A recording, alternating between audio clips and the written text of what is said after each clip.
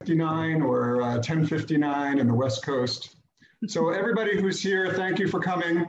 That smiling face you see in your screen is Melanie Endicott, and we're very happy. I want to emphasize many times how grateful we are because it is 10 hours earlier, so it's Saturday night. I repeat, it's Saturday night at 11 p.m. in balmy Seattle, Washington. And here's Melanie, who's willing to share her time and expertise. Melanie is the Senior Director, International Education and Training for AHIMA, which is basically the largest trade industry association related to medical coding. So we couldn't have a better partner in this effort. You might see the name Christina Rusin listed. She's responsible for international, and Christina and the CEO of AHIMA visited Israel last year, and we're thrilled to continue to cooperate with AHIMA. Very, very grateful for Melanie to be sharing her expertise. We will post all of this information after the lecture. There will be some time left over for Q&A. If you have any questions, just put it on the chat. We're excited to address your questions. The video will also be posted to the mHealth Israel LinkedIn community. So I guess with that introduction, I'll do one more plug because I can't help myself. We will have another meetup on Thursday at 6 p.m. In collaboration with the Stanford Biodesign Program.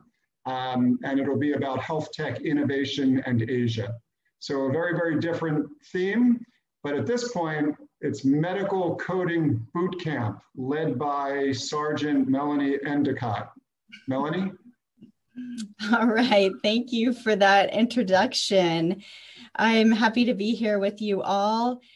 As Lovey said, I am with AHIMA, the American Health Information Management Association. Been with them for about 16 years now, doing various things, mainly focused on coding and clinical documentation improvement, a little bit of work in data analytics, some privacy and security, and other HIM areas. So I'm excited to be here with you all. This is my first visit to Israel. I wish it was in person, but I'll take a virtual visit, and one day I will hope to get there in person. So as Lovey said, we are talking about medical coding today, and he says that probably a lot of you know something about it, but might not be experts in it. So I'm going to give you a bit of a background on it and show you some case examples. Here's the agenda of what we're going to go over today. I'm going to tell you a little bit about AHIMA and then introduce you to health information management and spend the majority of the time talking about healthcare code sets, clinical terminologies, and classification systems.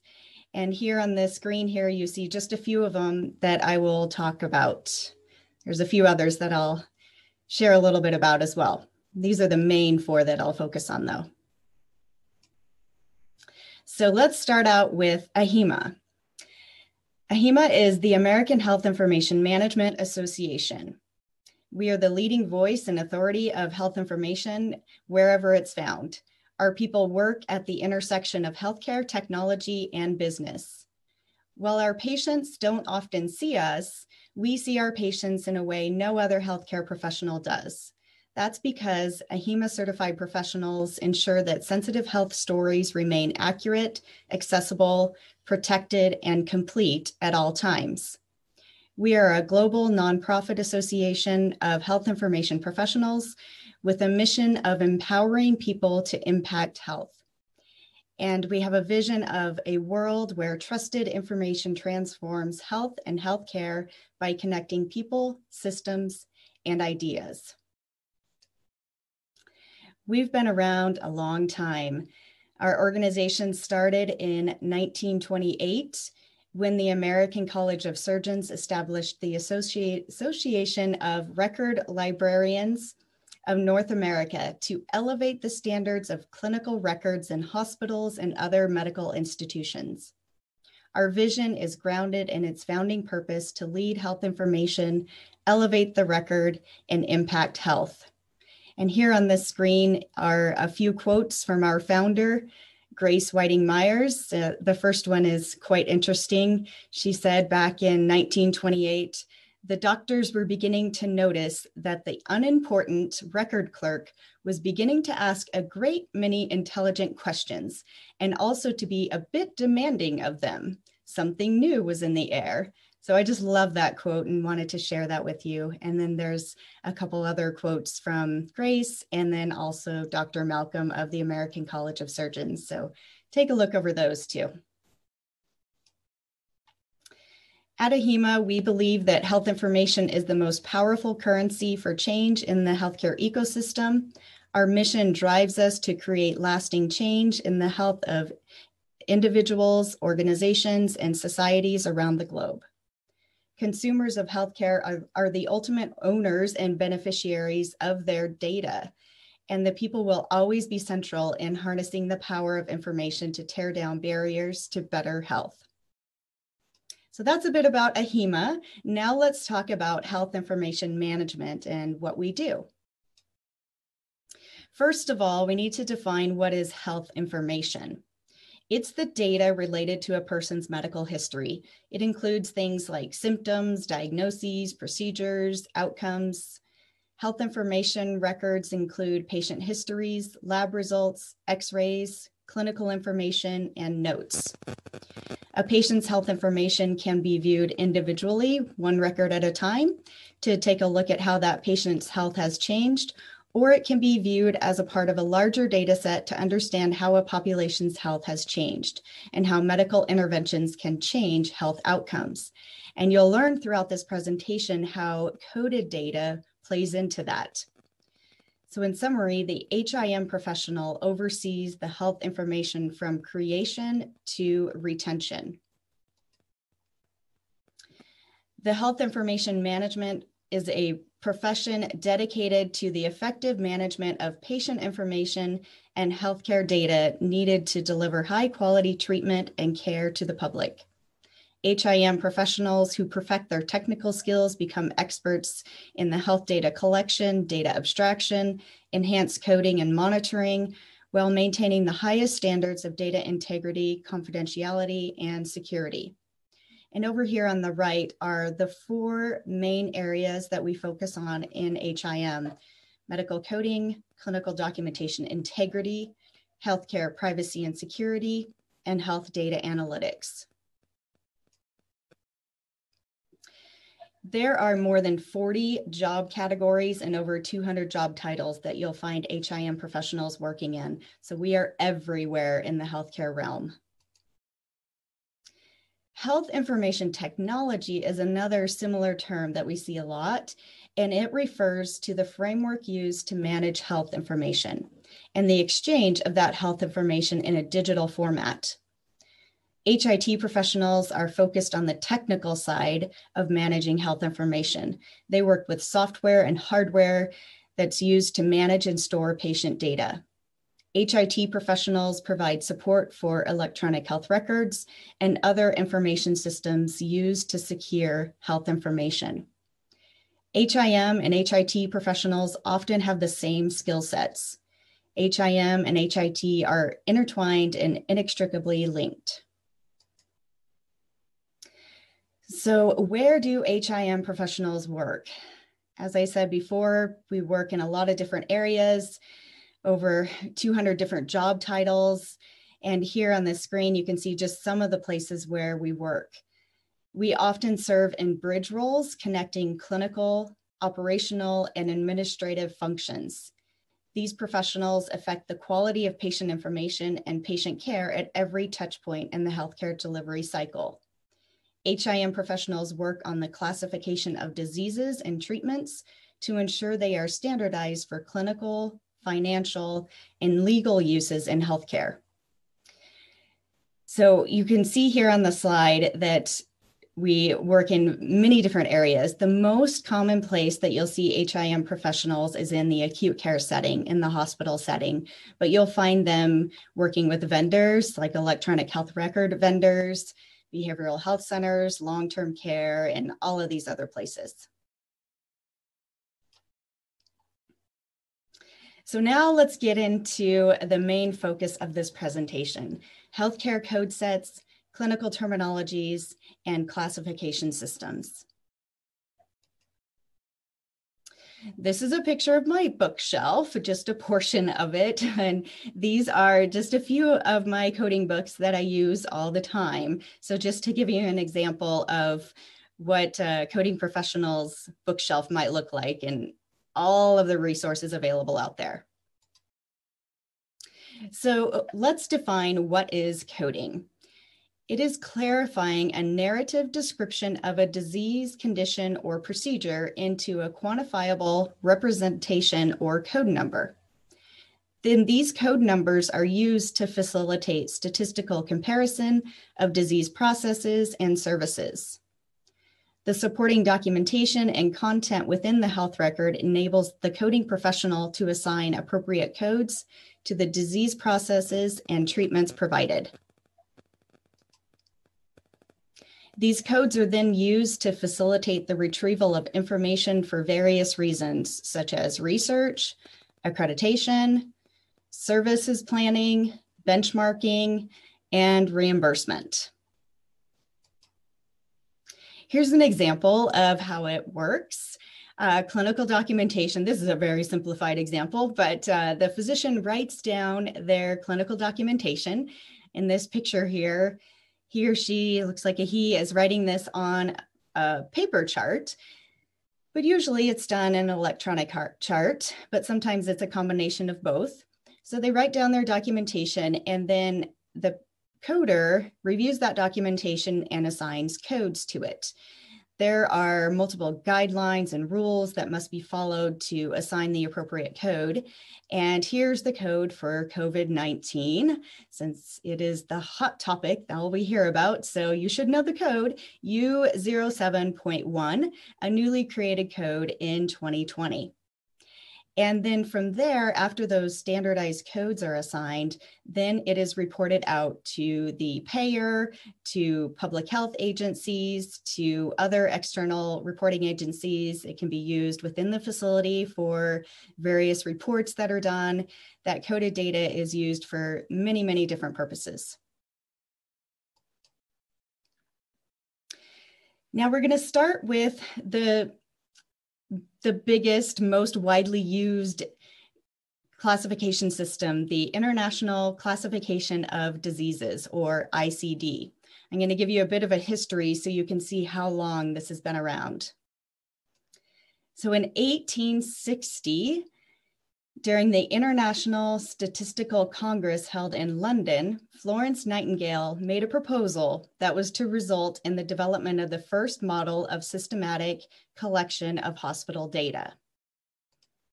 Then in 1893, a French physician, Jacques Bertillon, introduced the Bertillon classification of causes of death at a Congress of the International Statistical Institute in Chicago.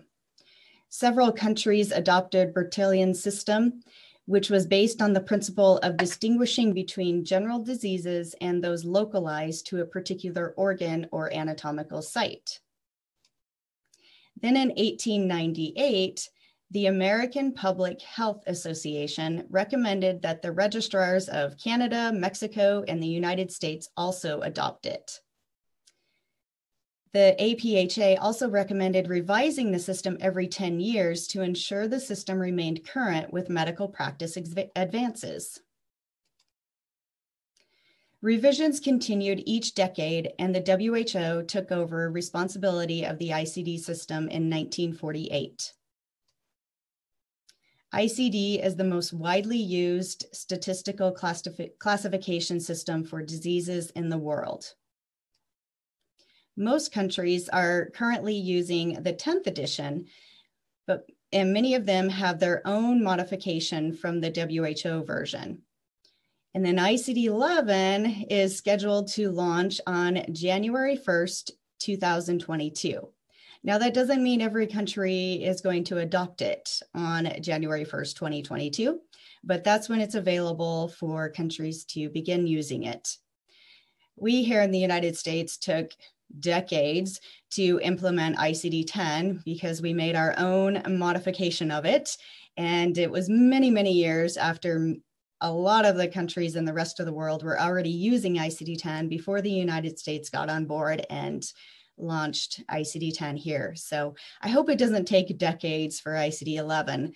I hope it rolls out a lot sooner than that. There's a lot of information on this slide. I won't read through it all. As Levy said at the beginning, you will get a copy of these slides so you can read through this. But I wanted to list here all of the important aspects of ICD-10 and the reason for using these codes.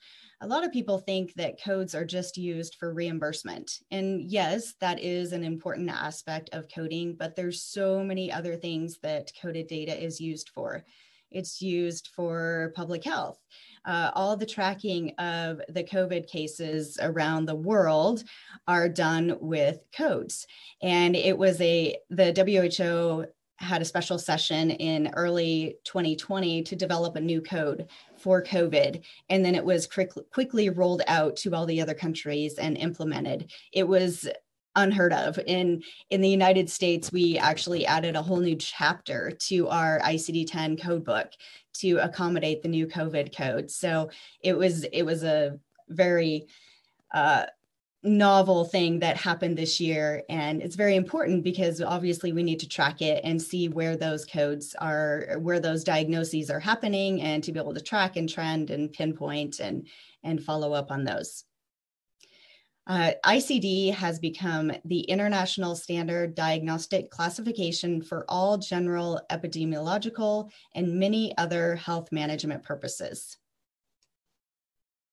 And then here's ICD-10 by the numbers. The WHO version has over 14,000 codes. The Australian version, ICD-10 AM, has over 22,000 codes. And then the US version, we tend to have to overdo everything. We have over 69,000 codes in our code book. So a lot of codes in there, a lot of specificity in ICD-10 CM.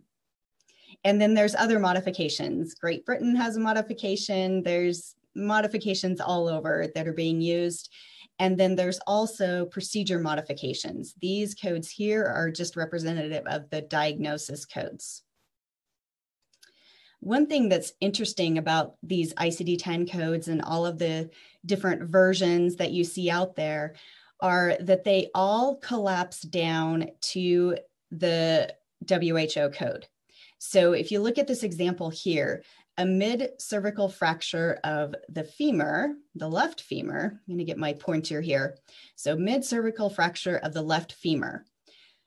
With the WHO version, ICD-10, the code is S72.0, and it is fracture of neck of femur.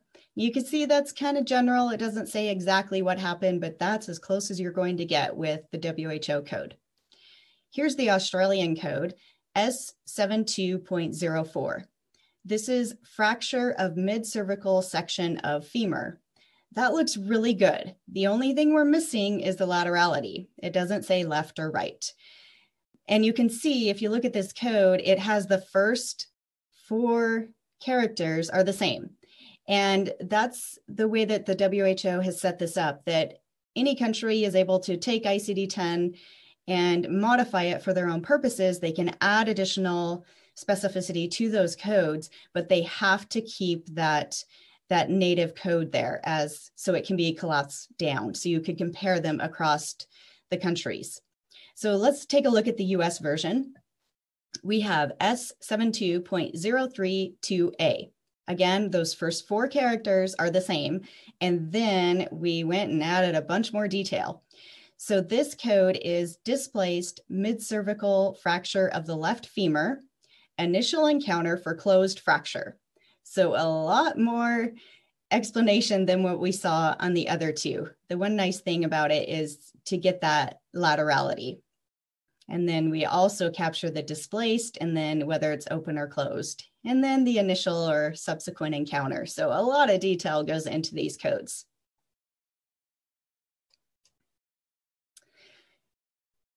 So more about the US version of ICD-10. This is the one I'm most familiar with. Use it all the time. ICD-10-CM, the CM stands for clinical modification. It was developed by the United States and it's used in several other countries. It's maintained by the National Center for Health Statistics and it's updated annually on October 1st. It classifies diagnoses, health-related conditions, and statuses for all types of patient encounters. Here is the table of contents. If you were ever wondering what's all included in the ICD-10-CM codebook, here it is. And all the 69,000 codes are within these chapters of the ICD-10-CM codebook. The largest chapter by far is chapter 19, which is the injuries and poisonings chapter. One femur fracture code I just showed you, there's a lot of specificity in those codes, so it's a huge chapter. Here's an example. This is the new chapter that was added this year for COVID-19, and there's 2 codes within this chapter. It's a very small chapter. It has a new code for vaping-related disorder. We had a lot of those cases in the last few years, so they created an emergency code for that to track that, and then the U07.1 COVID-19 code. And you can see with these codes that they have some instructional notes to remind you to identify if there's pneumonia or other things going on, and some other notes to direct the coder to the correct codes. If you want to take a deeper look at these, you can find them on the CMS website. There's the URL there. And these are all free open source documents that you can download and take a look at. The procedure coding side, ICD-10-PCS, procedure coding system, was also developed by the United States, and it's utilized in a few other countries. A lot of countries don't even track their procedure coded data like the United States does. We use it for reimbursement purposes mainly, and then for other tracking purposes, but mainly reimbursement. It's maintained by the Center for Medicare and Medicaid Services, or CMS, and it's updated each year on October 1st, and it's for classifying procedures for inpatient encounters. And here is the table of contents for ICD-10-PCS. And I'll show you an example here of how this works. It's a very unique system where you kind of build your code in a table. And the biggest section is the medical and surgical section that has all of the different surgeries that are performed. So here's an example of a table. This is the table. The title of this table is up here in this top box. So it's a medical and surgical section. Heart and great vessels is your body system. And then the operation is dilation, which is defined as expanding an orifice or the lumen of a tubular body part. So if you're a medical person, maybe you would recognize the term angioplasty. That's what they're doing here, or a PTCA. So with that, you need to know how many arteries are being dilated during this procedure. So you would select your body part here, the number of arteries, and then you select the approach. Typically, these are done percutaneously. They insert a needle and a catheter, usually through the femoral artery, and then go up to the heart and do that procedure. And then they can put in a stent. They call those intraluminal devices. And there's lots of different types and however many they do, lots of choices here. And then whether it was done on a bifurcation or not. So here's an example code that you could get out of this table, 027034Z for a PTCA of one coronary artery percutaneously using a intraluminal device that was drug-eluting and no qualifier. So very lengthy codes, but very descriptive. And ICD-10-PCS has over 70,000 codes within it. And then ICD-11, since it's coming little over a year. It's going to be out there ready for people to use. It's already out on the WHO website, and you can go check it out. And this is a browser that you can look up codes. It's really kind of fun. You type in your keyword here. I typed in diabetes here, and then I got the type 2 diabetes mellitus is what I wanted to click on. So I opened that up. It brought me to this screen here, gives a description of what ICD-11 or what the diabetes mellitus is for ICD-11. The code is down here, 5A11. And then you can put in any complications associated with that. So I added chronic kidney disease and polyneuropathy, and it gave me some add-on codes to that. It puts them all together. So this is my final code, something that I likely won't be memorizing. It's very long. So, but it only requires just that one code to describe all of those things going on with that patient. So very, very excited to get to use ICD-11. It's mapped very closely with SNOMED, which we'll talk here about in a few minutes. I'll tell you all about SNOMED, and SNOMED and the WHO work together to create ICD-11. So they're tied very nicely together. So anybody that's using SNOMED-CT within their EHR will have a nice transition to ICD-11. Okay, CPT, current procedural terminology. This is developed by the American Medical Association, or the AMA, updated each year on January 1st. It's used in the United States, and many other countries use CPT for reporting physician services.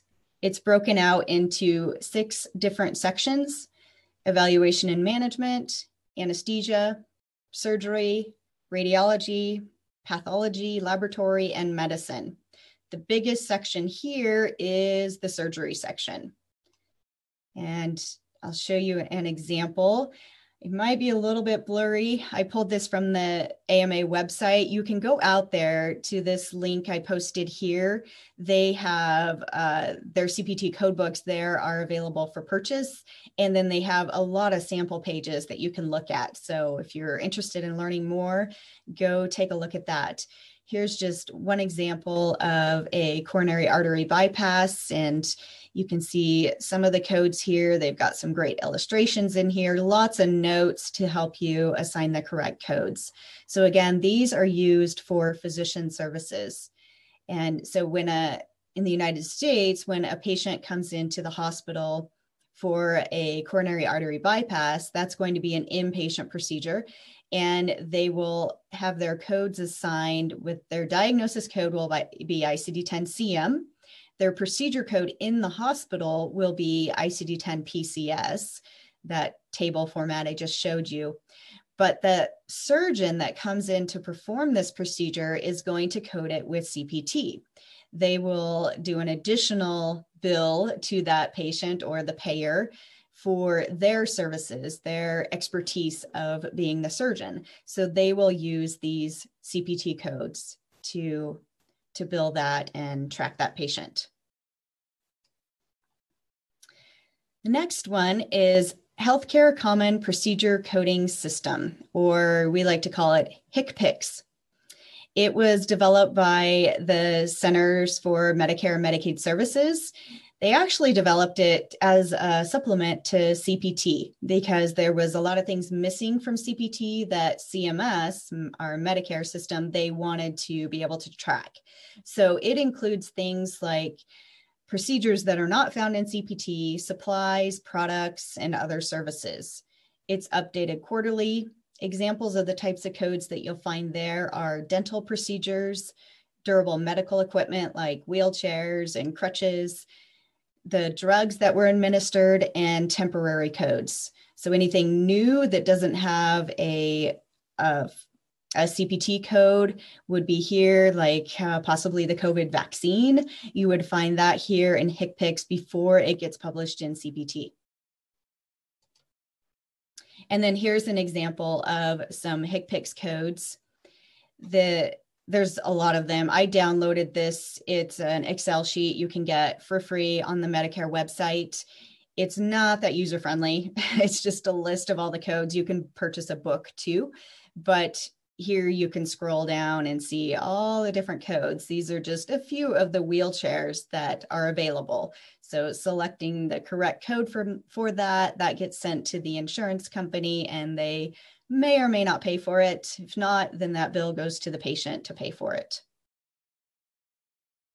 I do see a message I want to answer right here. So somebody's asking about CPT, the print edition, or is it digitally open source? CPT is not open source at all. That's why I'm just showing you a sample page here. You must purchase it from the AMA or other booksellers that sell their product. So you can get it there. They do have an electronic version of their files that you can purchase if you're a user of their codes. So that is an option too. So not open source, but HCPCS is open source, as are the ICD-10 codes. Those are all open source. Next, SNOMED, Systemized Nomenclature of Medicine Coding Terms, SNOMED-CT. It is owned by SNOMED International. It's a reference terminology with comprehensive coverage of diseases, clinical findings, etiologies, and procedures and outcomes used by physicians, dentists, nurses, allied health professionals, veterinarians, and others. According to SNOMED International, SNOMED-CT is the most comprehensive multilingual clinical terminology in the world. SNOMED-CT contributes to the improvement of patient care by underpinning the development of systems that accurately record health encounters. It provides a standardized way to represent clinical phrases captured by clinicians and enables automatic interpretation to facilitate better communication, interoperability in electronic health record exchange, and clinical decision support functionality. So the main thing to take away about SNOMED-CT is that it runs in the background of your EHR system and can interpret all of the different clinical terms that are in there. It's not a classification system like ICD-10 is. It will find codes to assign SNOMED-CT codes for everything that the physician says. Some of that is meaningful for ICD-10 code, some of it's not. But one nice thing about it is that it does map to ICD-10, it maps to ICD-11. So there are some great uses of using mapping functionality with SNOMED-CT. And then a lot of other great uses of tracking clinical conditions and that sort of thing. So more on those mappings. So it enables SNOMED-CT to effectively reference other terminologies and classifications to make it more meaningful. The maps allow the data collected for one purpose to be used for another purpose. So there's a one-to-one, well, there might be a one-to-many or many-to-one map between SNOMED-CT and ICD-10, ICD-10-CM, and ICD-11.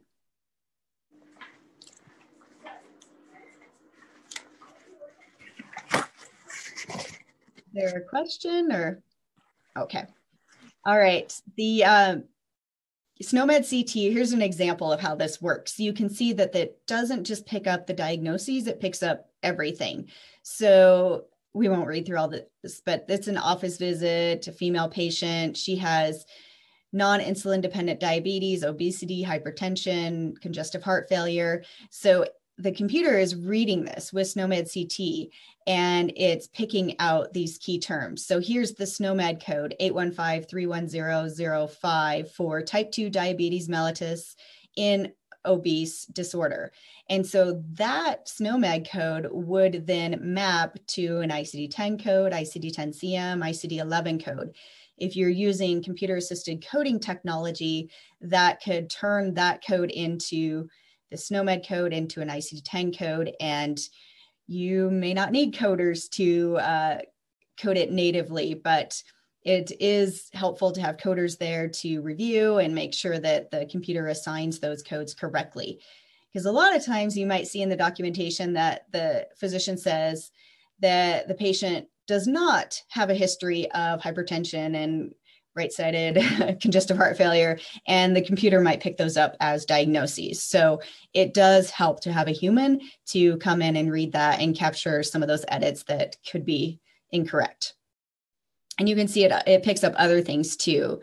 Blood pressure, non-compliance with dietary regimen. So a lot of these, there wouldn't be codes associated with them, ICD-10 codes, but things that would be important. You would be able to run a report and see how many patients had a respiratory assessment, because there's not a code for that, but there's a SNOMED code for that. So you could run a report based on that SNOMED-CT data.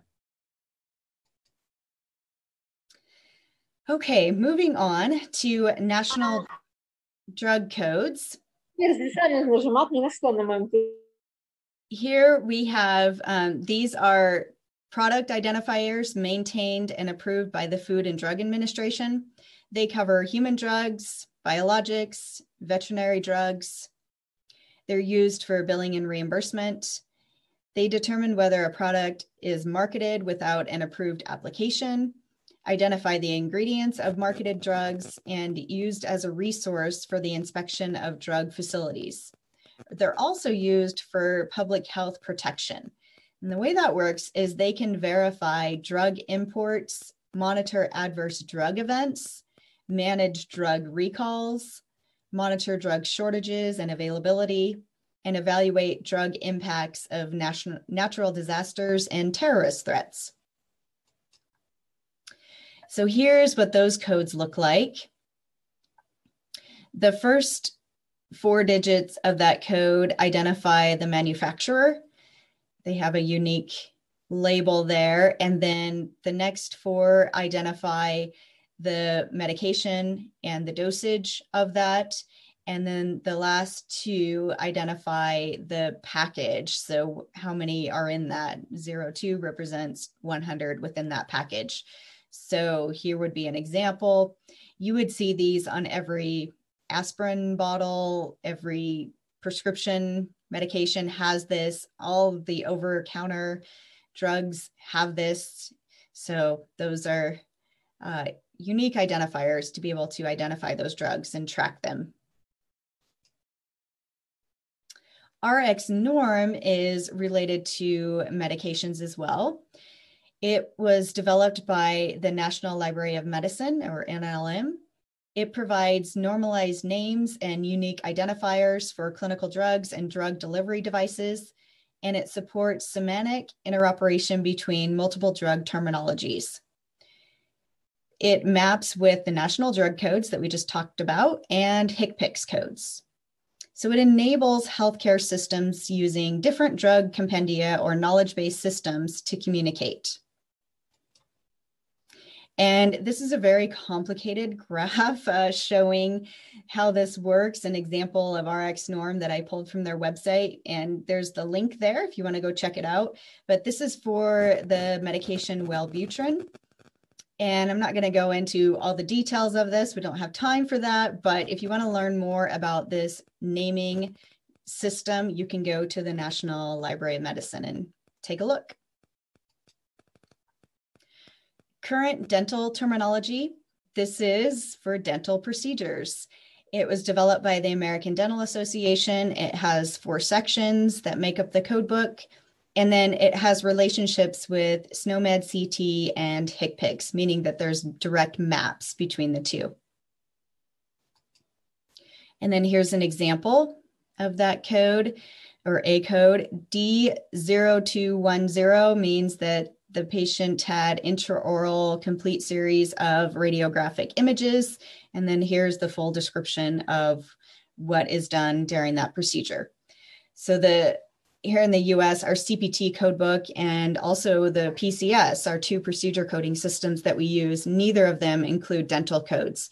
So this is a unique set of codes just for the dentistry area. Next is the Diagnostic and Statistical Manual of Mental Disorders, or DSM.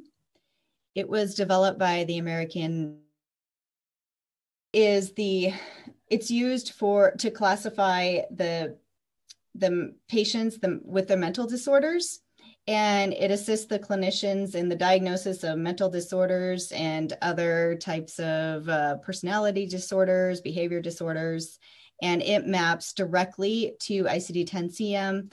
And oh, here we go. Here goes the sharing, and ICD-11 and SNOMED-CT.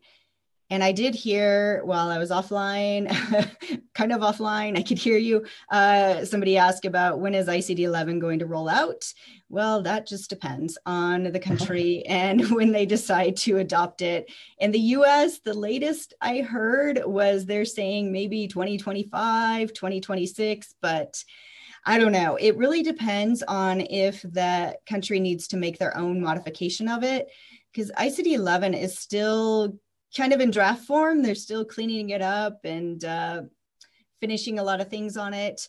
And if a country wants to modify it for their own purposes, that's going to be a lot of work to get that up and running. So we'll see. I know some countries, I've heard, I think Japan is already working on their plan to get it ready and launched right away. It's January 1st, 2022, they're going to be launched. So some may be ready on that date. Okay, but back to DSM. So this is for mental disorders. And one thing that's interesting about DSM is it's not really a coding system. If you were to pick up a DSM code book, or I shouldn't even call it code book, a DSM book, you pick that up, it has a list of all of the different mental disorders that are out there to be classified. It gives a long description of what is included in those diagnoses. And then there's a code for it.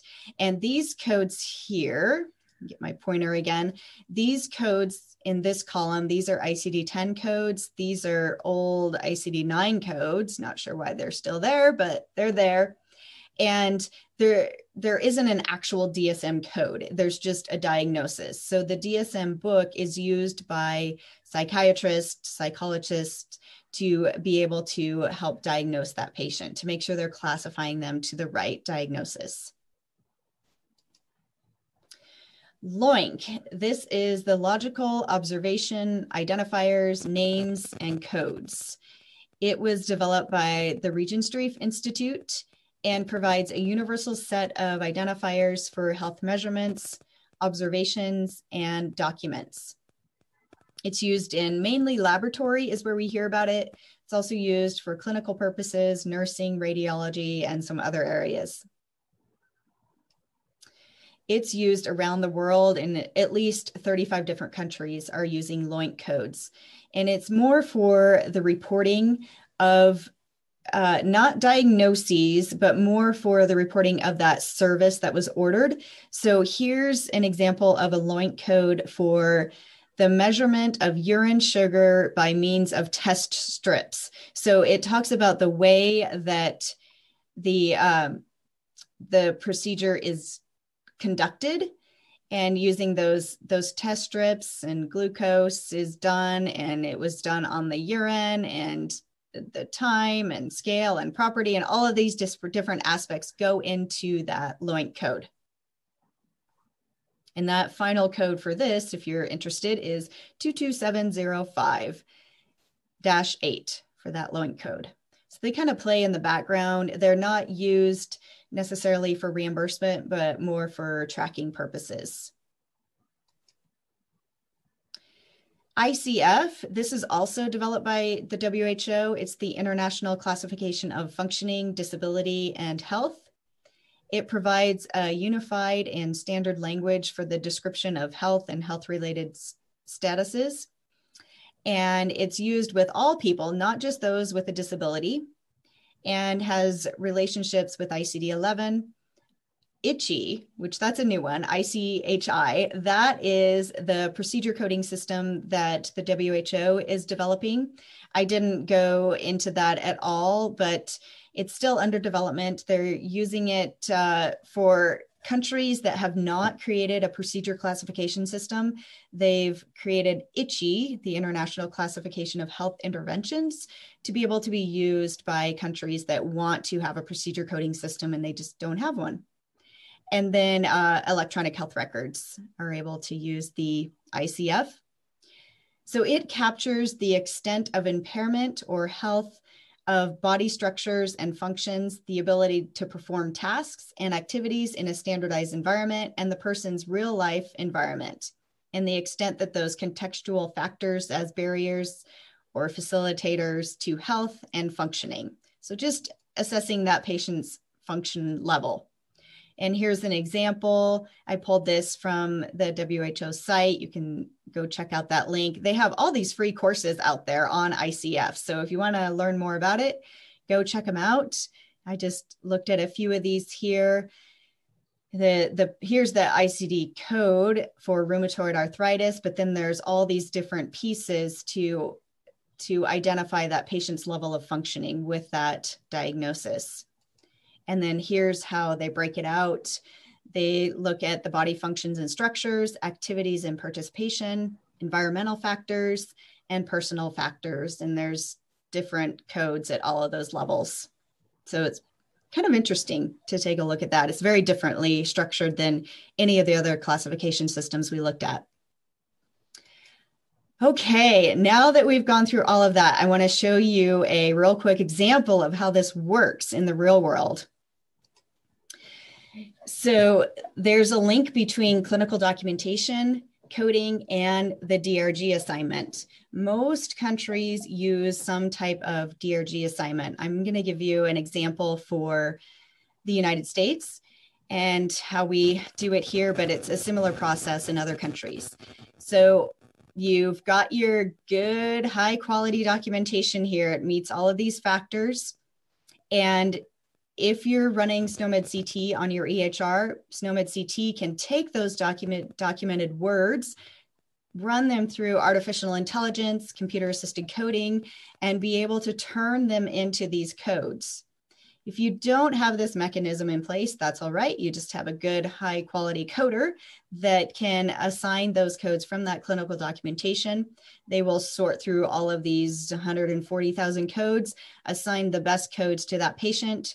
And the grouper is what the software system is called. It looks at the codes that are assigned. It looks at other patient variables like age, gender, weight, their discharge status. Did they live? Did they die? Did they go to a nursing home?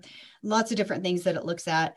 And then selects from 740 different MSDRGs to determine the relative weight, which is the reimbursement for that facility. So here is how that works. I'm not going to read through all this. Once you get your slides, you can read through this in more detail. But in general, the diagnosis and procedure codes are assigned. A DRG is computed with that. It takes a look at any complications or comorbidities that are present within the documentation that can result in a higher DRG.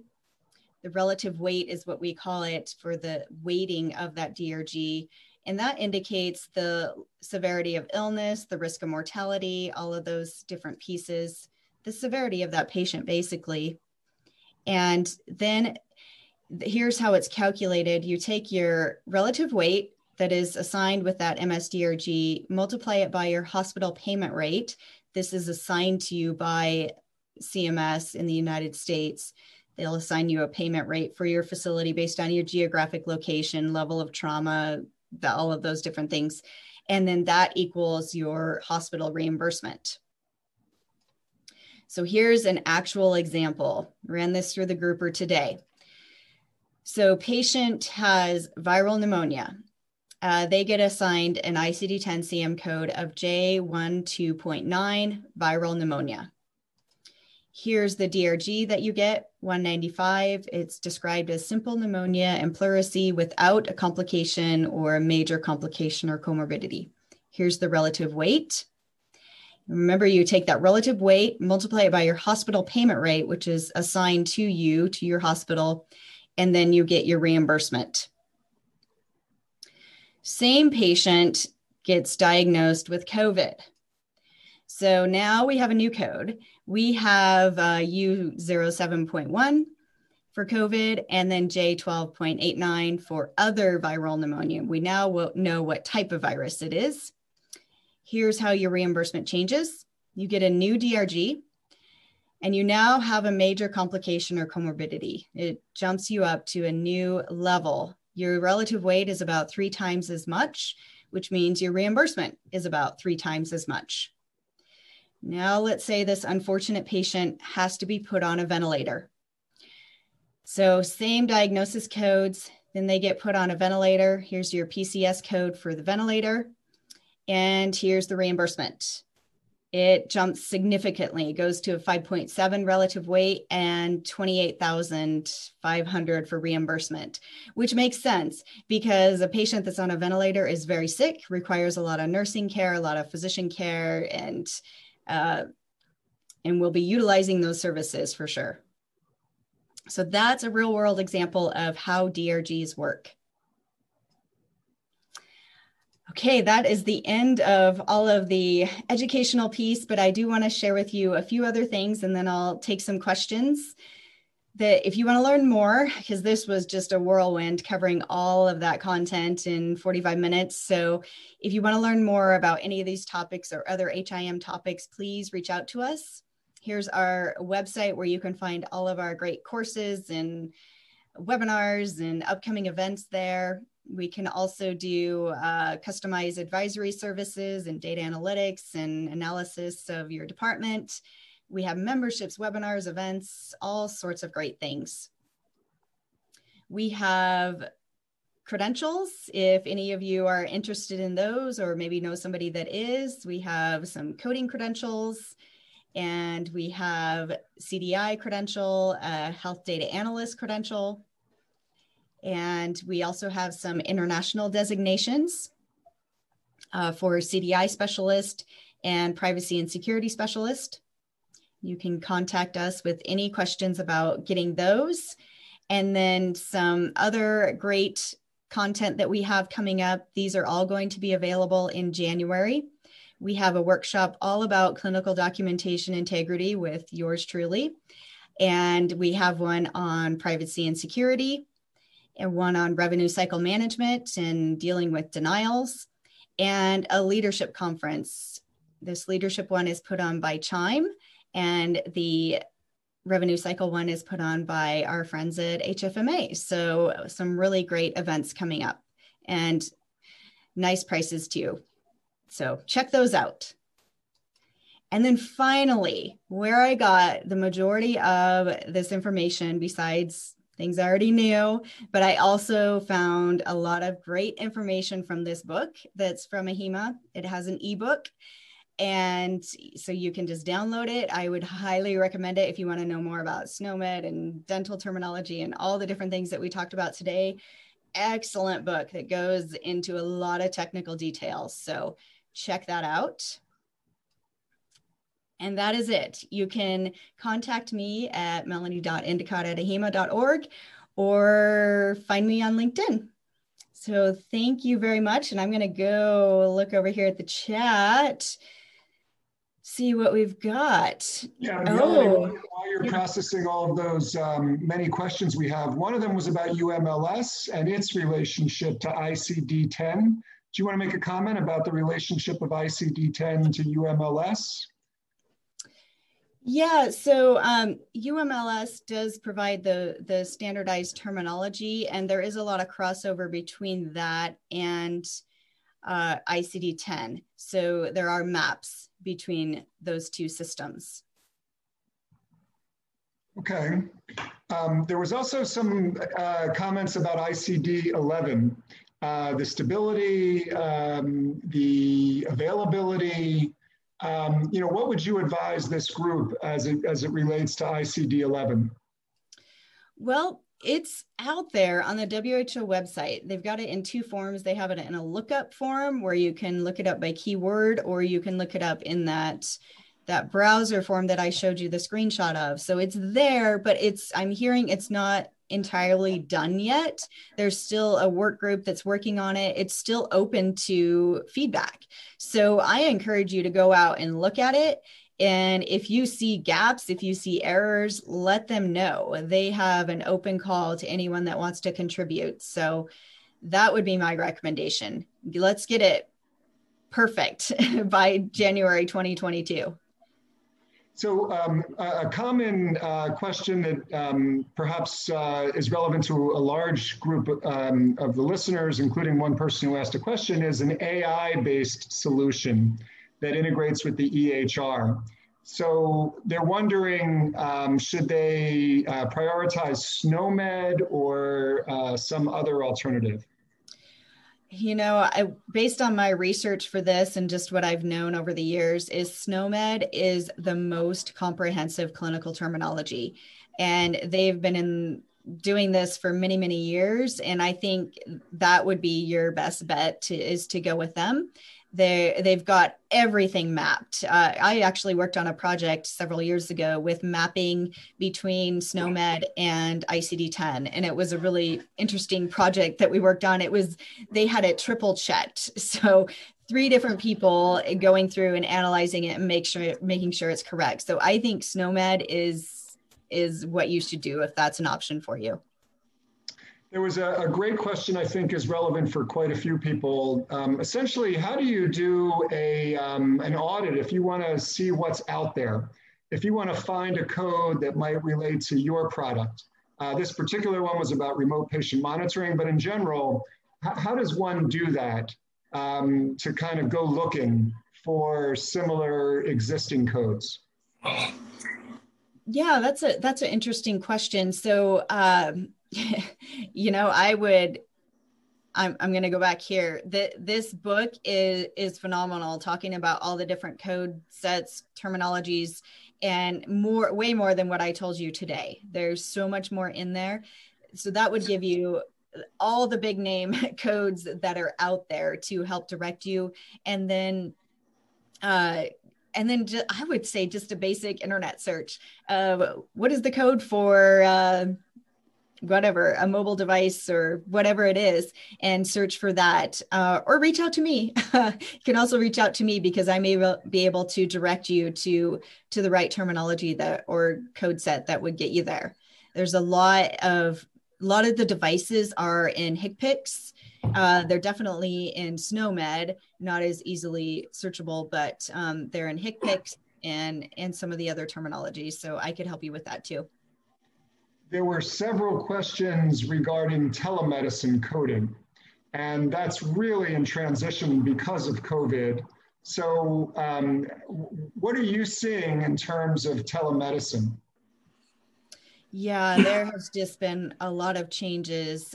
There was a lot of new CPT codes added for the telemedicine, and a lot of reimbursement changes with that too. It used to be you had to have several different things documented to be able to code and bill for a telemedicine visit. But as we went through the pandemic and more were using it and didn't have all of maybe the technology that they needed or all of the requirements, and the payers were allowing them to come through because they wanted their patients to be seen. So there has been a lot of changes with just the billing of it and also with the coding of it. And I think we're going to see even more codes come out as you look at the 2021 CPT codes and the HCPCS codes.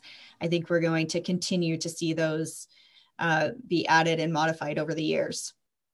And the place to track those changes, where would you direct people for tracking those changes?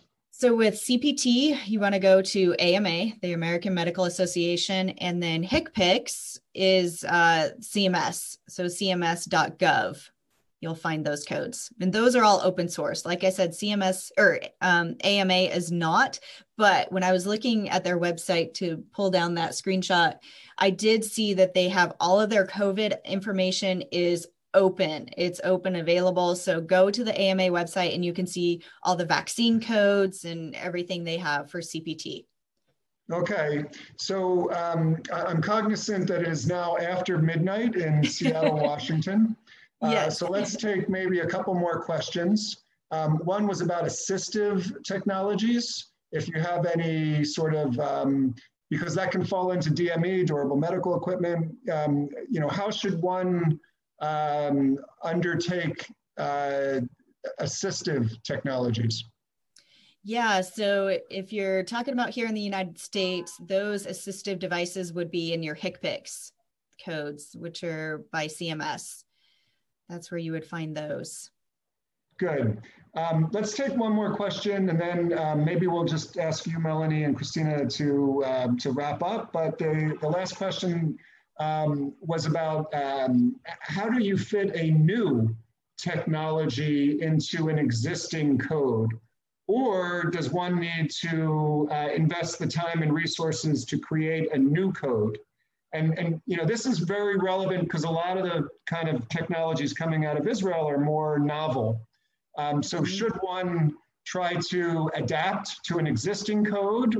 And if they try to create a new code, what does that entail? Yeah, great question. So there is a pretty rapid process at the AMA for CPT codes to develop those. And they have what are called category 3 codes within CPT. And those are new technology, and they get those out right away. I've seen them even on a monthly basis. They will add new codes to that section of the code book. And those are things that are maybe just being invented, we're trying them out, or they might not be FDA approved, or it sounds like a lot of things that this group might be working on. Go through the AMA, contact them, let them know what you're working on, what these devices or medicines or procedures, whatever they might be that you're creating, and see if you can get a category 3 code created out of it. They're going to want a lot of documentation, and physician documentation is helpful for that. But they've got a review team that meets all the time to look at those contributions and try to get codes out as soon as possible. Okay, so Melanie, Christina, any sort of final comments from your side? From our side, we want to thank you. This was incredibly helpful. And I think you're empowering a whole community. So we're grateful for that. Yeah, well, I would just like to say thank you for the opportunity. Excellent. Some great questions that came in. So please feel free to continue to reach out to me. I'll put that slide back up again with my email. You can reach out to me, and I'd be happy to answer your questions. And thank you for this opportunity. Yeah, and just quickly from my side here, this is Christina. Thank you everyone for joining. And certainly if there's more interest in us hosting more webinars or doing anything in particular with your community, reach out to Levy, myself, Melanie. We're here and very happy to have made these great connections today. So thank you so much, Levy, for being this great organizer. I'm looking at the picture of this last slide, thinking if that's actually you on that picture. So, and wishing everyone a happy Hanukkah. Happy Hanukkah. Take care. Thank you so much. Thank you. Bye, everyone. Bye.